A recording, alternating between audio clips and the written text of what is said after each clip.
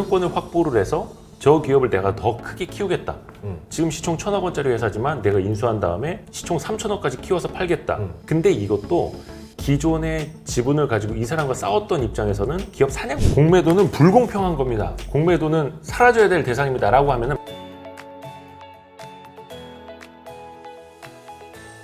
안녕하세요. 이번 시간에는 여의도 선수들의 비밀 이대호 대표님을 모시고 이야기를 해보도록 하겠습니다. 반갑습니다. 안녕하세요. 예, 간단하게 소개 부탁드릴게요. 저는 경제부 기자 생활을 오래 했고요. 그 중에서도 증권부 커리어가 가장 길었고 네, 지금은 이제 Y스트릿이라고 하는 뉴미디어를 만들어서 운영을 하고 있고 KBS 1라디오 성공예감 이대호입니다. 라디오 진행자이기도 저도 채널에 출연했었거든요. Y스트릿에. 마침 또 이제 여의도 선수들의 비밀 이제 진짜 어떤 내막들이 있는지 또 이게 증권부 기자로 계시면서 썼던 책이라서 네. 이런 진실들을 파헤치는 내용을 좀 해주면 좋을 것 같아서 네, 초청드렸습니다. 우선 최근에 좀 있었죠. 예. 이슈. 예, 이슈가 있었죠. 예, 그래서 그거에 대해서도 좀 이야기 한번 해주시고 시작하는 게 좋을 것 같아요. 네. 그러니까 이게 좀 애매한 게 차라리 저의 이슈이고 저와 관련된 이야기면은 제가 그 1인칭 관점에서 저의 이야기를 할 텐데 이게 제 이야기가 아니고 아니잖아요. 예. 다른 사람의 이야기. 근데 한때 가까이 지냈던 사람의 이야기다 보니까 되게 애매모호한 거예요. 왜냐면 제가 뭐 직접적으로 이야기할 때 또 누군가의 상처가 될 수도 있고 예, 오해가 될 수도 오해를 있고. 불러올 예. 수도 있고 그래서 이걸 어디서부터 어디까지 이야기해야 되나 되게 고민은 많은데 그냥 뭐 제가 할 수 있는 거는 그냥 사실관계만 말씀드리자. 어찌 됐든 간에 그분을 좋아하는 사람들도 저한테 실망을 하실 거고 저를 또 믿어주셨던 분들도 실망을 하시겠지만 있는 그대로는 밝혀야겠다. 그냥 팩트잖아요. 예. 팩트를 기반으로 많은 분들은 의견을 주실 테고 딱 그 정도입니다. 그래서 지금은 Y스트릿이 올해 봄부터 좀 분사가 돼서 네. 제가 지금 최대 주주고 제가 대표이사로 독립이 되어 왔습니다만 예전에는 같이 일을 했었죠. 최근에 그 이슈가 되었던 그분하고 근데 지금 6월 22일에 검찰이 발표를 했죠. 예. 선행매매 혐의. 예. 근데 그 선행매매 혐의도 모르겠습니다. 이게 관점의 차이인데요. 예. 미리 매수를 해놓고 추천을 해서 주가를 띄운 다음에 팔았다. 이게 가장 대표적인 스킴이잖아요. 그렇죠. 그럼 이제 죽일 놈이 되는 거고. 근데 한쪽에서는 나는 이거 거의 한 1년 전부터 갖고 있던 종목이고 근데 언급을 한 거고 어떤 회사인지 소개를 해준 거고 근데 나의 언급과 다르게 다른 이슈로 인해서 주가가 떠서 나는 판 거고 또 이렇게 항변을 하는 거예요. 물론 이거는 제가 판단할 것도 아니고 검찰이 법원에서 판단해서, 예. 그 검찰은 이게 혐의가 맞다. 유죄를 입증한다 하겠다라고 해서 기소를 한 거고 이쪽에서는 법정에서 무죄를 다투겠다라고 하는 맞서고 있는 상황이어서 그러니까 쉽게 말하면 왜 중립기업 막는다고 하는데 그거는 그냥 완전 제3자가 볼 때는 하는 표현이고 저는 제3자보다는 제2자였기 때문에 거기에 대해서도 뭔가 제 의견을 말하기도 조심스럽고 좀 그런 상황입니다. 예, 알겠습니다. 그래서 뭐 자세한 내용은 저희 Y스트릿 통해서 제가 뭐 커뮤니티 글이나 또 영상으로도 진짜 사실관계만 설명을 좀 드렸습니다. 예. 그리고 Y스트릿은 지금 관계가 없다. 예, 독립된 그럼요. 채널이다라는 거를 말씀드리도록 하겠습니다. 아무래도 이제 또 이쪽 내용들을 보다 보니까 저도 예전에 와닿는 것들이 많거든요. 네. 예, 그러면서 좀 대표적으로 개미들이 많이 속는 사건들이 뭐에 많이 속을까요? 일단 아시다시피 여기가 돈이 오가는 시장이잖아요. 네, 그렇죠. 어떻게 보면 이제 돈으로 수익을 내고 돈으로 돈을 일으키고 이제 어떤 사람 말로는 돈 놓고 돈 먹기라고 하는데 많은 사람들이 가장 욕심을 내는 지점이 빠르게 돈을 벌고자 하잖아요. 네, 그렇죠. 근데 그 빠른 길이 보이면 뛰어들게 되죠. 예. 우리가 불나방이라는 표현을 하잖아요. 예. 불나방이 밝은 빛에다가 뛰어드는 건데 아니면 심지어 화롯불이어도 뛰어들지 않습니까? 근데 그게 죽으려고 뛰어드는 게 아니에요. 빛이 있으니까 저 빛으로 난 가야 돼. 그냥 직관적으로 1차원적으로 해서 달려가는 거잖아요. 본인이 타 죽은 건 나중에 알겠죠. 근데 개인 투자자들 역시 뭐 이거는 개인이나 뭐 아니면 뭐 기관 출신이나 뭐 외국에서도 많이 벌어지는 일입니다만 그 돈이 보일 때 예. 다른 판단력이 다 흐려질 수밖에 없잖아요. 그건 맞는 것 같아요. 근데 이 꾼이라고 하는 사람들은 정확히 그 사람들의 그 심리를 이용을 하는 거고 저기 밝은 빛을 보여주는 거죠. 일로 뛰어 들어올 수밖에 없겠고 장대양봉 보여주는 거죠. 그런 것도 예. 있겠고 누가 이걸로 빠르게 돈을 벌었다. 우리가 이렇게 잘한다. 이 종목에 같이 참여하시라. 뭐 이런 식으로 해서 말 그대로 오징어 잡이배가 되는 겁니다. 그러면 사람들은 이제 그걸 보면서 어떻게 보면 알면서도 사는 사람도 있겠네요.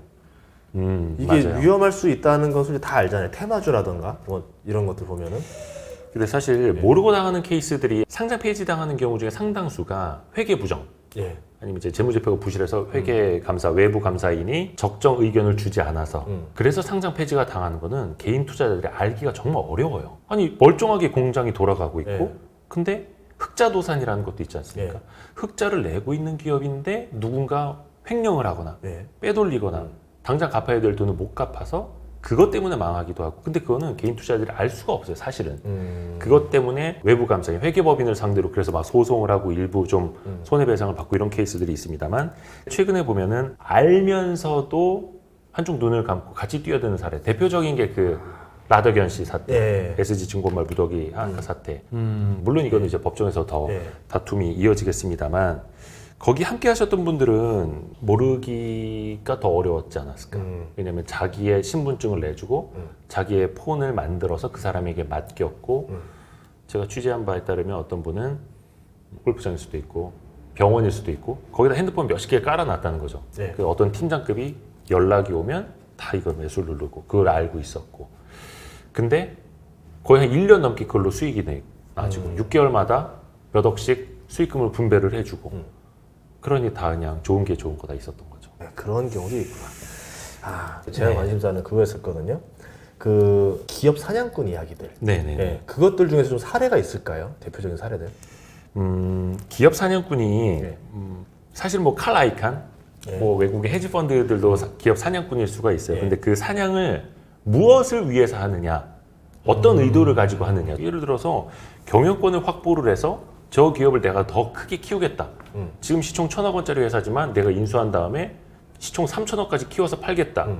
근데 이것도 기존의 지분을 가지고 이 사람과 싸웠던 입장에서는 기업 사냥꾼이 되는 거죠. 그쵸, 공격이 들어왔다 이거네요. 그쵸, 공격이 들어왔다. 적대적 M&A다. 그렇죠. 예. 근데 제3의 주주들 입장에서 보면은 기업 가치를 높여주는 사람이 될 수도 있는 거예요. 그러니까 중요한 거는 단순히 지분 싸움이 붙었다가 아니라 네. 그들이 이거를 왜 하려고 하느냐 해서 어떻게 할 것이냐까지도 우리가 물음을 이어가야 되는 거죠. 근데 이제 책에서 쓴 기업 사냥꾼들의 사례는 경영권을 인수를 해서 예. 기업의 자본을 빼나가는 것 아니겠습니까? 예. 그것도 무자본 M&A가 가장 많고 많은 분들이 모르시겠습니다만 시가총액 한 500억 원 정도의 규모 작은 회사들 있지 않습니까? 그렇죠. 그거를 인수할 때 500억이 드는 게 아니잖아요. 한 50억에서 70억만 있어도 할 수 있을 거예요. 예. 최대 주주 지분율이 한 10%밖에 안 된다. 예. 그럼 50억 원 어치만 지분을 뜨면은 내가 예. 최대 주주니까 등기이사들 다 갈아치우고 그걸로 들어가고 예. 그 회사에 남아있는 자산 다 팔고 예. 아니면 베트남 법인에 대해 투자한다라고 해놓고선 베트남 법인에다가 페이퍼 컴퍼니 만들어서 여기에다 우리 30억 투자할 거야 하면서 베트남에서 빼가고 예. 이게 얼마든지 손실 처리해버리고. 그렇죠. 예. 여기서는 예. 근데 장부상 손실 처리해버리고. 예. 근데 그것도 50억이 필요치도 않아요. 자기 자본이 하나도 없어도 레버리지를 일으키죠. 우리가 집 살 때 담보대출 받는 것처럼 주식 담보대출로 내가 저 회사 지분을 50억 원어치 인수할 거야. 50억 원을 빌려주세요. 그러니까 이 주식을 담보로 잡아놓고 50억 빌려서 돈을 내고 부동산 대출 받듯이 하는 거네요. 비슷하죠. 예. 근데 그게 R 주식일 수도 있고 CB 전환사채일 수도 있고 심지어 그걸 이제 저축은행들도 많이 했고 예. 최근에는 좀 규제를 많이 받았습니다만 아니면 명동 사채 시장으로 갈 수도 있는 거고 그렇게 M&A 하는 사람들에게만 전문적으로 돈을 빌려주는 사람도 있습니다. 근데 그렇게 되면 어쨌든 담보를 잡았으니까 다시 그 돈을 갚아야 되는데 그렇죠. 그러면은 그 사냥꾼이 주는 돈으로 갚는 거예요? 아니면은 회사 돈을 빼내서 주는 거예요? 방법은 여러 가지가 있는데 예. 회사 돈을 빼내서 주는 것들이 가장 많죠. 그러니까 가장 많은 게 뭐냐면 시가총액이 500억이고 예. 그 회사의 순자산이 한 300억 정도가 있다 치죠. 나머지 뭐 영어권일 수도 있고 한데 첫 번째가 대여금으로 많이 가져갑니다. 회사 현금성 자산 이런 거 있지 않습니까? 예. 근데 자기가 대표이사야, 경영진이야. 한 20억 정도, 뭐 이자 한 2% 정도에 대여해 가는 겁니다. 아, 그냥 근데 이거는 회사 돈 빌려간 거네요? 네, 회사 돈을 빌려가는 건 사실은 이게 불법 자체는 아니에요. 이자를 줬으니까. 네, 이자도 내고 가니까. 네. 그거 갖다가 일단 급한 사채를 막기도 하고. 근데 이거를 못 갚았을 때 나중에 문제가 되는 거고 개인적으로 어디로 가져갔는지가 불분명해질 때, 자금의 흐름이 불분명해질 때 나중에 외부 감사를 보러 이제 회계사가 와서 예. 이 돈 뭐예요? 이 돈 어디 갔어요? 이럴 때 이제 감사 의견 적정을 안 주는 거죠. 감사 의견 한정. 그러니까 기업 사냥꾼 온 다음에 이제 회계 분식돼서 상장 폐지되는 경우가 보통 그런 스토리잖아요. 네네네네네. 그런 식으로 돈을 빼나가니까 앞에서도 말씀드린 것처럼 해외 법인으로 뭐 빼나가고 어디에다가 연구개발 투자를 한다 이러면서 한 50억 원어치 R&D 투자할 거예요. 우리 무슨 뭐 바이오 무슨 미생물 배양할 겁니다. 투자해요. 예. 그리고 누가 또 대여금이 필요합니다. 가져가요. 그리고 법인카드 또 엄청나게 쓰죠. 네. 고급차 예. 타고 다니죠. 이런 식으로 다 빼나가는 거죠. 그런데 그러면은 예를 들어서 내 기업을 파는 사람 입장에서는 내 기업이 저런 꼴 당하는 걸 보고 싶진 않을 텐데 왜 파는지 모르겠어요. 그 되게 중요한 거 물어보셨다. 왜냐면 뻔하잖아요. 저 사람들 사냥꾼인 거 딱 냄새 날 거거든요. 예를 들어서 제가 Y스트릿을 매각을 해요. 예. 근데 Y스트릿을 리딩방 업자들이 들어와서 내가 이거 인수하겠습니다 하면은 그 꼴은 못 보죠. 그 꼴 못 보죠. 네, 전인구 못 보죠. 경제연구소를 예. 절대 그렇게 팔 수가 없죠. 예. 그런데 만약에 지금 한 85세신 거예요. 자식이 없어. 혹은 자식이 있어도 아버지, 나 지방에 있는 그 공장에서 회색 잠바 입고 철판 찍는 소리 들으면서 그런 일 하기 싫어요. 나 그러려고 지금 뉴욕에다가 유학 보내셨냐고. 나 뭐 서울에서 혹은 뭐 외국 나가서 나는 미술하고 싶다. 미술 음악 하거나 아니면 IT 사업 할 거라고. 엄청 많아요 그런 사람들. 맞아요. 그럼 그런 분들 입장에서 이제 고민을 하는 거죠. 그럼 어떡하지? 증여세도 상당히 높고, 그럼 회사를 매각을 해야 되겠구나. 그래서 매각하기 위해서 상장하시는 분들도 상당히 많아요. 최대 주주 보호 예수가 1년밖에 안 되니까 1년 지나자마자 매각하고 주변에서 부티크가 됐건 회계법인, 증권사 IB들이 막 따라 붙거든요. M&A 하시라고. 그러면 그들은 수수료가 떨어지니까.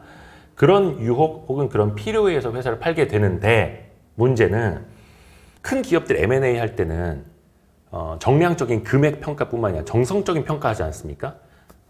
이 사람들이 이 회사를 어떻게 키워갈 건지도 막 점수를 주고. 예. 근데 당장 은퇴할 사람 입장에서는 돈을 많이 주는 게 더 좋은 거죠. 그리고 그들이 또 어떻게 포장을 해서 오냐면, 회장님, 저희가 이번에 신규 사업으로 바이오 할 겁니다. 지금 증시에서 보시기 아시겠지만 바이오가 제일 뜹니다. 혹은 저희 AI 할 겁니다. 저희 블록체인 할 겁니다. NFT 할 겁니다. NFT가 말이죠, 이렇게 기가 막힌 거예요 라고 합니다. 그러면 이거 내가 몰랐던 그런 세상이 있었네. 젊은 친구들이 공부를 많이 했어. 그리고 우리 직원들도 좀 잘 좀 부탁하네 하고 가는 거죠. 그냥 속이고 들어가는 거. 그렇죠. 근데 그런 사람들이 들어와서 그 제조업에 제대로 투자를 하겠습니까? 안 하죠. 안 하죠. NFT 개발하겠다, 블록체인 개발하겠다, 바이오 개발하겠다 하면서 그쪽으로 막 돈을 투입을 하는 거죠. 비상장사 인수하고 그런 식으로. 그런 일이 벌어지는 거네요. 그리고 최근에 이제 공매도 사건 같은 경우도 요새 사람들 불만 되게 많거든요. 이 공매도 같은 경우는 어떻게 생각하세요? 사실 공매도는 잘못 말하면은 거의 쓰레기 취급을 받는 거라. 근데 일단은 많은 분들한테 좋은 말을 들으려면 공매도는 없어져야 된다. 없어져야 됩니다. 공매도는 불공평한 겁니다. 공매도는 사라져야 될 대상입니다. 라고 하면은 많은 분들이 그래, 시원하다 그치. 하실 겁니다. 그런데 이게 외국에는 없고 우리에게만 있다? 이게 순기능은 없고 부작용만 있다 한다면 없애야겠죠.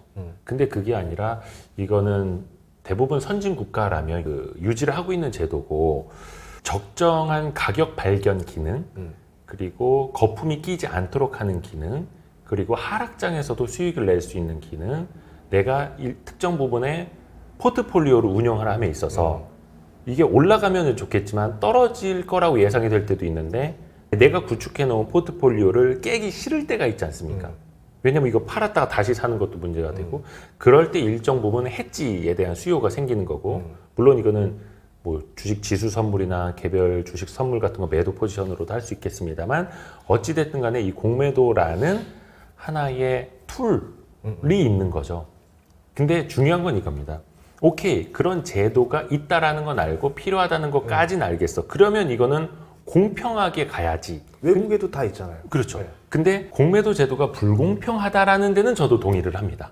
많은 분들이 이야기를 하신 것처럼 외국인 기관은 주식을 빌렸을 때 상환 기간에 그 압박이 없고 거의 뭐 무제한으로 빌릴 수가 있고, 이자율도 싸고 그런데 개인들은 90일까지던가요? 그것도 네. 30일 단위로 연장을 해야 되죠. 네. 연장을 안 해주면 갚아야 되는 거고 이자율도 높고 특히 저도 한번 그래서 공매도 한번 해봐야겠다. 근데 그 대주라고 하지 않습니까? 예. 주식을 빌리는 거 들어가 보면 내가 빌릴 수 있는 주식이 없어요. 그렇죠? 근데 저 막 우량한 주식들만 있어. 그건 공매도를 어떻게 하냐고. 네. 근데 반대로 슈퍼개미들은 CFD 계좌라는 걸 통해서 많이들 주식을 빌려주고 기관하고 외국인들도 뭐 외국에 있는 주식까지 빌려다가 이걸로 갖다 공매도 하십시오 하지 않습니까? 네. 그러니까 이게 맞질 않은 겁니다, 대표적으로. 그래서 제 생각은 뭐냐면 이제 대주, 대차 따로 이야기를 하는데 개인들이 아마 빌린 게 대주고 기관 외국인이 빌린 게 대차 시장일 겁니다. 이걸 합쳐야 된다. 저들이 만주를 빌려가고 개인이 100주밖에 못 빌려간다 하더라도 이걸 구분을 두는 게 아니라 하나의 그 풀, 수영장 안에서 같이 물을 떠가야지. 왜 누구는 바가지만큼만 주고 왜 저기는 수영장에서 그리고 여기서 구할 수가 없는 거잖아요, 물을. 그렇죠. 그러니까 저는 이것도 좀 깨야 된다고 봅니다. 저도 좀 기간은 좀 공평하게 뭐 둘 다 정해놓던지 둘 다 무제한으로 하던지 맞춰줘야 될 것 같아요. 근데 그 당국의 이야기는 뭐냐면 외국인 기관은 신용도가 높지 않느냐. 근데 개인들은 신용도가 상대적으로 낮지 않느냐. 이걸로 그래서 차등을 두는 게 오히려 공평한 거다라고 이야기하는데 신용도에 따른 거다. 예. 근데 어찌됐든 간에 주식을 빌리는 것부터 그렇게 한계가 있고 돈이 더 많은 사람들은 CFD를 통해서도 빌릴 수가 있고 그러다 보니까 이거는 좀 기울어진 운동장이 맞다. 개선을 해야 된다는 게 제 개인적인 생각입니다. 알겠습니다. 공매도를 가지고 개미들이 좀 피해를 본 사례들 그런 것들도 있었나요? 근데 예를 들어서 그렇습니다. 밸류에이션이 너무 고평가돼 있다. 예. 그래서 적정 가치를 찾아가도록 위해서 공매도를 친다라고 하면은 뭐 그럴 수도 있어요. 근데 특히 이번에 뭐 2차 전지 관련주도 공매도를 친 기관들이 많이 손실을 입었잖아요. 예. 또 쇼커버를 하면서 더 많이 튀어 올랐던 측면도 있고 그럼 이제 그들이 진 거죠. 예. 근데 불공정한 사례가 또 여기에 끼어버리게 됩니다. 공매도를 해놓고 역정보를 흘리는 거죠. 카더라. 여기 그 책 중에도 제가 썼습니다만 예전에 그런 연구 조사도 있어요. 공매도는 사실상 이겨놓고 싸운다라는 겁니다. 거의 패배하지 않는다. 그러면 떨어질 만한 악재 뉴스들 카드를 내가 다 쥐고 있다 하나씩 그렇죠. 꺼내는 거예요? 그렇죠. 근데 이게 미국 같은 경우에는 그 니콜라 예. 그 사기를 밝힌 그 힌덴버그 리서치나 예. 이런 데들은 아예 자기네들이 포지션이 뭔지를 대놓고 우리가 그래서 공매도 하는 거야라고 밝히잖아요. 예. 근데 사실 우리 시장에서는 그렇게는 못해요. 하면 이제 예. 완전 매도 당하고 그쵸. 많이 이제 시끄러워질 겁니다. 근데 뭐 그게 옳다 그르다를 떠나서 그 카드가 확실히 있다라는 겁니다. 그래서 밸류에이션의 버블에다가 공매도를 치는 사람은 제가 알기로 많진 않아요. 그 많은 분들이 이야기를 하는 것처럼 그냥 올라가는 주식 이제 비싸지는데 라고 해서 공매도를 하는 게 아니라 저기 생채기가 났어. 계속 떨어지고 있어. 더 나빠질 거야. 쟤 지금 봐봐. 체력이 안 좋아지잖아. 비틀거리잖아. 그때 가서 주먹을 치는 거죠. 그러니까 막 덩치가 좋아져서 비대해지고 근육 빵빵한 애한테 가서 주먹질하진 않잖아요. 기세가 있는 주식을 그렇죠. 건들지 않는다. 근데 저기 막 비틀거리고 있어. 예. 그러기 상태야. 근데 갖고 내가 잼만 빵 날려 쓰러지잖아요. 근데 대중의 이기잖아요. 공포를 극대화할 수 있는 데만 들어가네요.